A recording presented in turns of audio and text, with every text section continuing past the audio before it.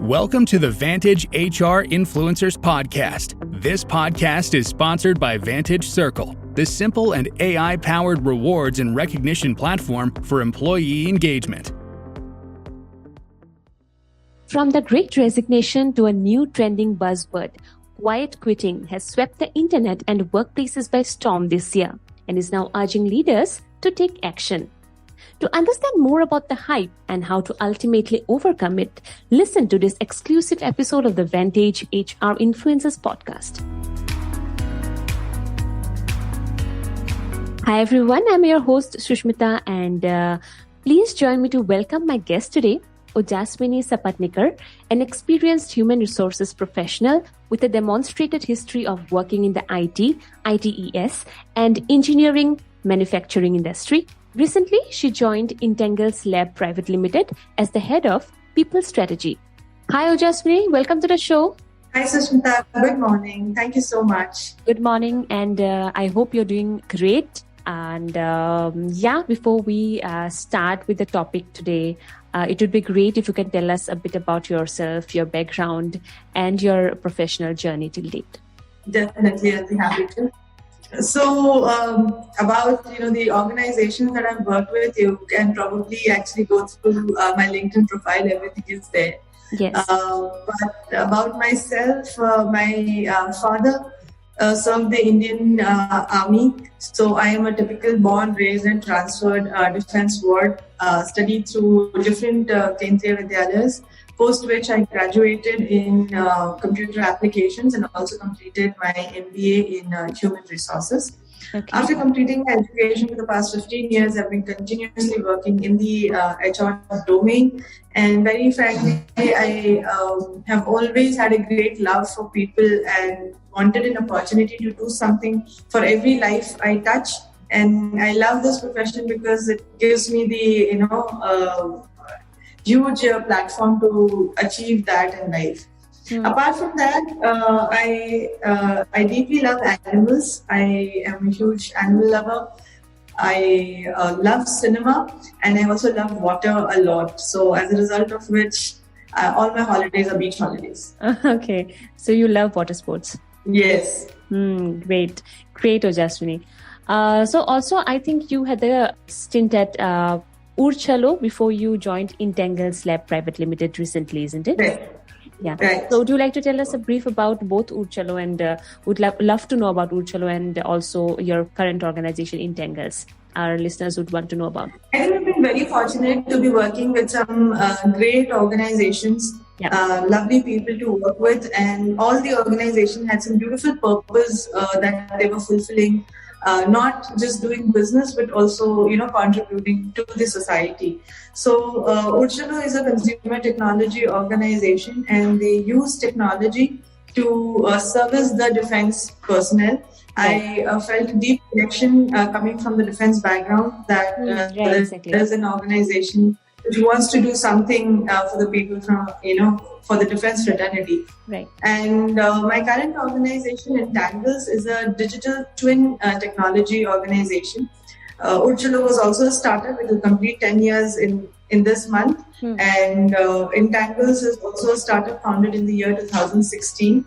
And they are on a mission to use technology to transform the way organizations do their business by, partnering with the logistics and transportation in the global scenario. So logistics and transportation is the backbone of any economy, which ensures the availability of resources like man, machine, and material at the right time at the right place. However, this entire industry is plagued with a lot of issues which start from infrastructure and ends at technology. With our proprietary technology, what we do is use the physics-based analytics, the sensors in the machine, and the machine learning to simulate the real-world environment into virtual world, and therefore provide insights which are real-time and also which are predictive in nature. Therefore, the transportation and logistics industry can get information which can help them understand the performance of the vehicles, how to optimize the utilization, predictive maintenance, which not only gives the industry a lot of competitive advantage, but also in a way helps aiding the optimal use of energy, the energy economy of this world, and also preserve the environment. And the advantages are manifold.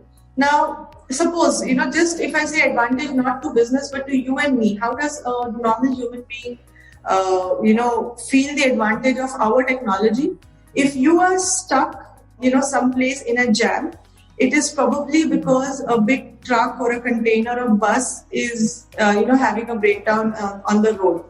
Now, if that vehicle had our technology in the machine, in their bus or truck, there is a possibility that we could have predicted the breakdown, and a vehicle with the possibility of breakdown would not have been put on road by the transporter or the logistics person. Right. So that's the kind of impact that our technology can bring into this world. Right. Great work at Intangles, Ojaswini, and I wish you all the best for your future with this organization. And moving forward to the topic today, that is quiet quitting. It is quite a broad term. So can you refresh us as to what it actually means? Like, is it that great resignation that has morphed into quiet quitting?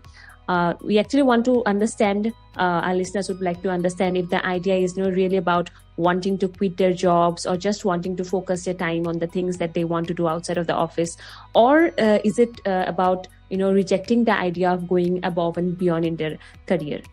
I think there is no straight line or singular answer of why a person engages into quiet quitting. But before we even touch upon that, I would like to say that it is not the Great Resignation that has morphed into quiet quitting. Resignation is more about moving from one employer to another employer, but not really a change into behavior. It's a change into employer. And the reason for change could be you're not motivated, you need more money, bad boss, bad culture, better job, better culture. There can be many reasons for that. But ultimately, you move on from one employer to another and continue with similar sets of behavior, very little changes in how you conduct yourself in office or how much you do at your office. I would actually say that prolonged quiet quitting can actually lead into resignation, but not the other way around. Okay. So that is the relationship between resignation and quiet quitting. Now we have had this pandemic 2 years, and a lot has changed in the global scenario in terms of how employment happens, the relationship between employee and employer. But even before this, employment and the reasons for employment have actually gone through great evolution right from the time of industrial revolution till today. So the earlier generations, maybe generation of our grandfathers or great grandfathers, for them employment was a means to an end. वो उनकी मजबूरी थी. They needed that employment to service their daily needs. And so loyalty, whether it existed or not, just to suffice their daily needs, they needed to have their job. So job was, or the salary that was being paid was for satisfying the needs of a person. For the basic necessities, basically. Yes, it's for the basic necessity, basic needs. After that, it was, for wants, for having a house, for having for having a car, for having something beyond just, roti, kapda and makan. Right. But today's generation, most of the people are, engaged in the desires. I want branded clothes, I want branded things. I want to go for a vacation, I want to go for an international holiday. So the needs and the wants have already been taken care of by the previous generation. Therefore, the reasons for why a person is engaging with the job is different. So for an employer, it is very challenging to satisfy the employee, right? Earlier, if you are getting salary which suffices your needs, you are going to stay. Thereafter, if I was giving you, a good life, work-life balance, you are going to stay. Now, the requirement, desire will be different for different people. Usually, needs for a human being is common for all human beings. Wants also has lesser variety, but desire has much greater variety. Right? People want to be respected. Now, respected is a very vague word, right? Yep. Now, this is the global scenario. I will come to an India-specific, scenario. Sure. For the past many years, Indian companies have been, giving services to the companies across the world. So India was a service exporter or a product exporter. As a result of which, an employee was not only working for his own company, is also working for a client organization. So the working environment is complex. Yeah. You are also having the boss who is always right, and you're also having a client who is the king, right? And this led to a lot of stretched working hours, a lot of stretch that was expected by default from the employee. And the employee was willing to take that stretch because he wanted to satisfy the wants or wanted to satisfy the desire. Now, with younger generation coming into the workforce, they are actually looking at fulfilling themselves, fulfilling a purpose, fulfilling needs for challenging work environment, for learning environment. Now, if you are working many hours, if you're taking the, taking that leap of doing extra, the expectation is to gain something extra from the employer. Right. And when that does not happen, the employee starts questioning, why am I doing this? The extra work. And when that why does not get answered, that is a point when, people start questioning whether or not they should, go that extra mile. Right? So here I would now, split the term quiet quitting into the two words and understanding it in the basic dictionary meaning. So when you say quitting, it means that you stop doing what you were already doing. Right. So if you had a person, an employee in the organization who already had a certain behavior, was, working for limited hours, was not going extra mile anyway earlier also, then you don't categorize it as quitting. But if you had somebody who was engaged beyond or, ahead of other people, or someone who really wanted to do additional tasks, learn by doing, responsibility of other people, and you are suddenly seeing that behavior has stopped. Changed, yeah. So then that will be quitting. I was doing something and I stopped doing it, it is quitting. If I was already organized and I was not going an extra mile, then it is not quitting. Okay, then it's something else which does not fit here. Okay. Now, as a personality, human behavior as such, some people are aggressive, some people are passive, some people are assertive, and then you have a category of people who are passive aggressive. Okay? They want to do something about it, but they are not very vocal about it. Okay? And typically, this is the nature of people who will engage into quiet quitting. I'm not saying others will not, but a larger possibility is a passive aggressive nature kind of a person engaging into quiet quitting. A person who is passive will probably not do, any change in behavior for a prolonged period of time, right? A person who is aggressive will probably, vocalize something that is disturbing him, whatever probably go in the is category wrong. of great resignation. Yeah, that person will resign. That person will take action. The person who's assertive, the person who's assertive will probably, speak up about it. It is the passive aggressive kind of, nature that will engage in quiet quitting. So they will not speak up about it. They will not take action about it. And it is not as if they won't, just ignore something that is going wrong, right? So they will engage in this quiet quitting where they will say, "Achha, theek hai, even though I'm doing so much for the company, even though I'm going an extra mile, if there is no differentiation. So every time, going an extra mile doesn't mean that you should get an increment, you should get a promotion, but there should be some differentiation. What people look for is differentiation. If somebody is just doing what is as a part of their job description, as a part of their role, 9 to 5. I'll not really go into timing because the world has moved ahead of timing and physical office work. But if you're doing as told, if you're completing as expected and nothing beyond, versus there's an employee who is going beyond, who is, demonstrating behaviors as expected by the company, going above and beyond that, then there has to be some kind of differentiation in terms of how you're treated, how you're recognized, a pat on the back, simple things or big things. But there has to be some differentiation, right? Yeah. And when they don't experience that differentiation, that is when they want to stop being different, right?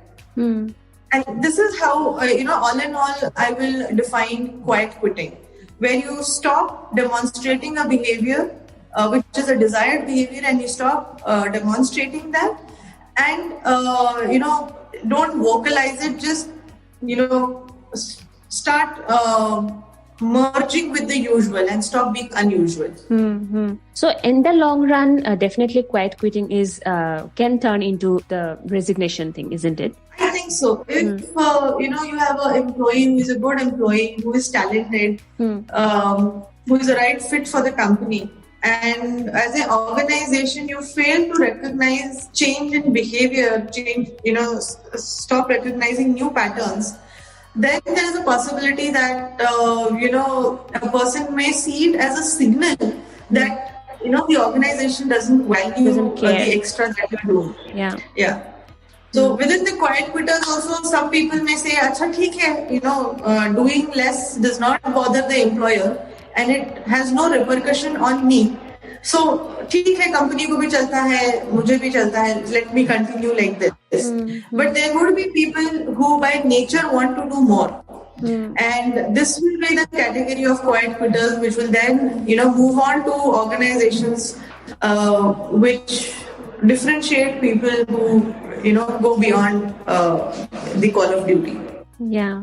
So people who are facing, who are actually in this phase of quiet quitting, as you already said that the organization is also like, it's going on, so let it be.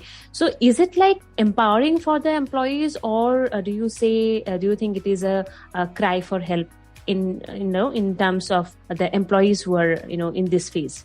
It could be empowering if, after having stopping to put extra effort, right, it would save you some energy and time. Right? Yeah. If you are utilizing it in doing something better or adding value to, yourself, or even to the organization by maybe taking in-house teaching, learning sessions, then it is empowering. However, if you are engaging in negative conversation, negative thoughts, negative newscasts, then it can lead into a vicious cycle of, spiraling into more and more negativity, right? So when you are putting extra energy and effort into your work, it is empowering only if, you utilize it for something better.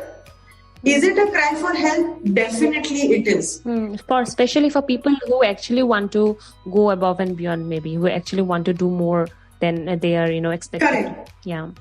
It is definitely a cry for help, because if somebody who was going beyond the call of duty has stopped demonstrating that behavior, it is an indicator that the person is, questioning their previous behavior. First of all, the thought is, why did I do it at all, right? Yeah. And that person is seeking that answer and is not getting that answer. He's not getting the right motivation on a daily basis to keep on continuing that differentiated behavior.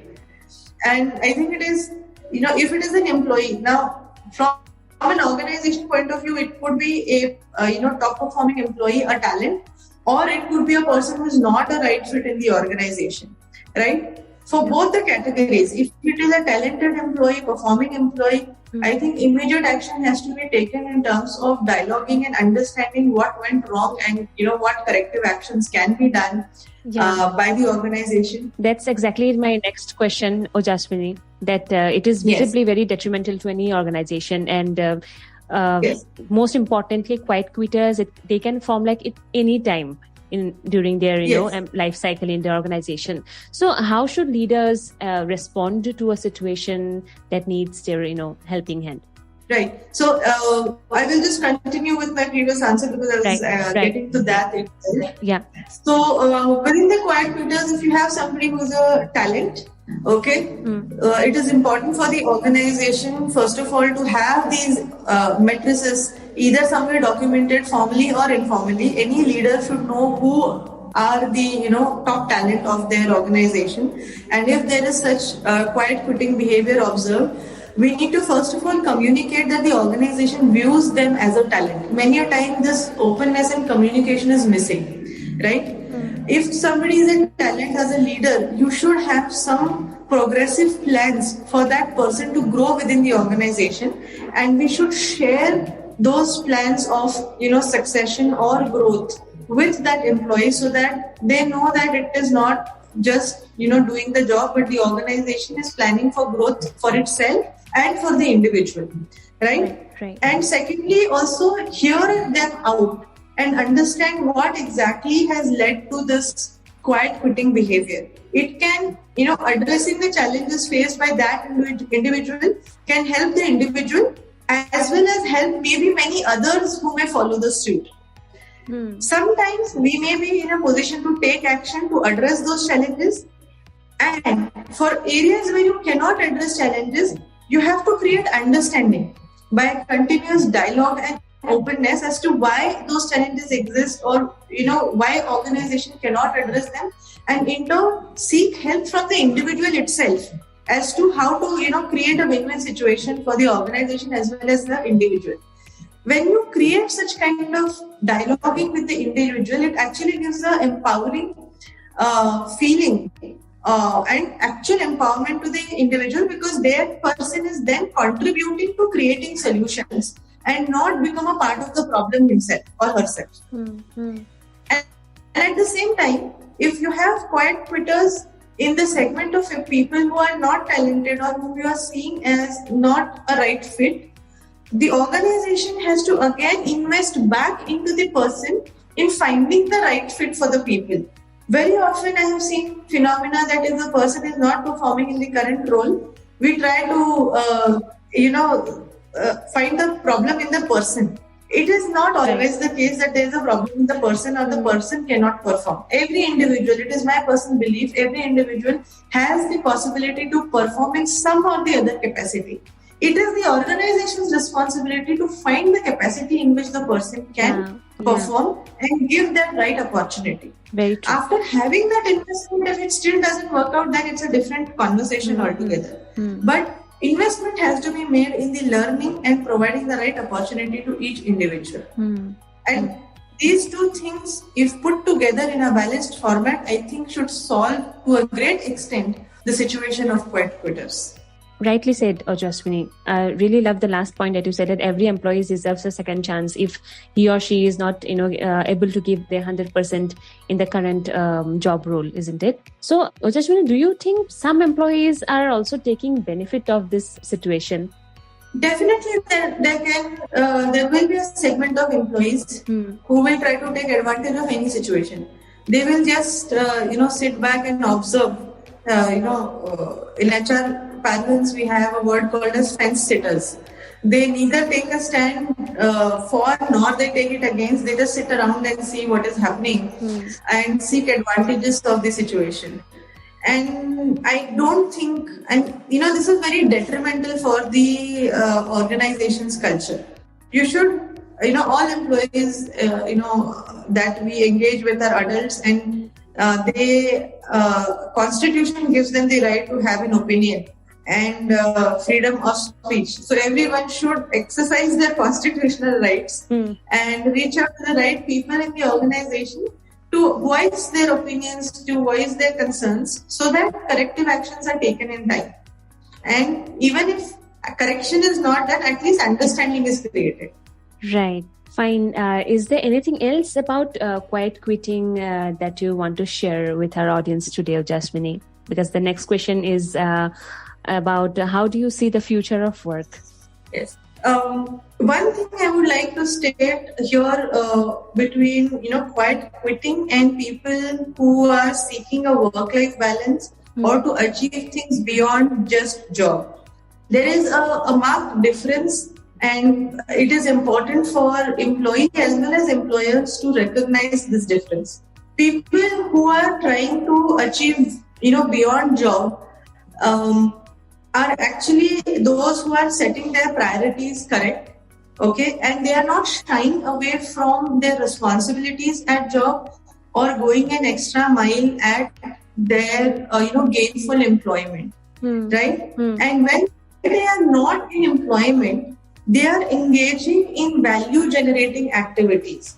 So some people could be engaging. These days there are so many avenues, you can learn online, right?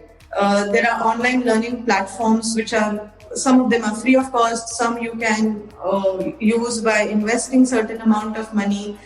You can you can become a social influencer, you can create content online. Gig economy has escalated in its growth because of the COVID. So you can be doing freelancing, so on and so forth. So there are a lot of things that people can do online, remotely, and engage themselves in value generating activities. So if you have a person who is performing at the job and is not shying away from learning or going an extra mile and is still able to contain the work in certain limits, so that it allows the person to do something value generating in the time that is left spare, by contributing towards learning or creating financial benefits or spending time in with some NGO doing some social upliftment work, or investing into their health. I have seen a lot of people are now a part of gyms or trekking units or exploratory units, and they do it outside of their working hours. So I think this is a very healthy thing to do and does not really become a part of quiet quitting. And organizations should actually encourage this, because this gives a very fulfilling feeling to the employee. The person is developing themselves beyond just doing that job and is a part of work-life balance.